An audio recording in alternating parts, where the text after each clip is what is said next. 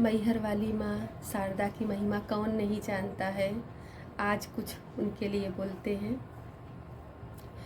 मैहर की शारदा भवानी तोहार गुण कैसे बखानी। मैहर की शारदा भवानी तोहार गुण कैसे बखानी। ऊंचे पहाड़वा पे तोहरा मंदिरवा चमके मूर्तिया सुहानी।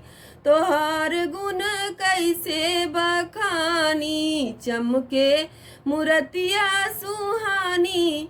तोहार गुण कैसे बखानी। सारी दुनिया चरण सिर नावे। सारी दुनिया चरण सिर नावे। ध्यावे ऋषि मुनि ज्ञानी। तोहार गुण कैसे बखानी।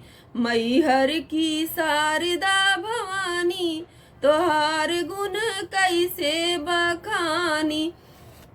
मैया दुआरे एक निर्धन पुकारे। मैया दुआरे एक निर्धन पुकारे। मोर दुख हरो महारानी। तोहार गुण कैसे बखानी। मैहर की शारदा भवानी तोहार गुण कैसे बखानी।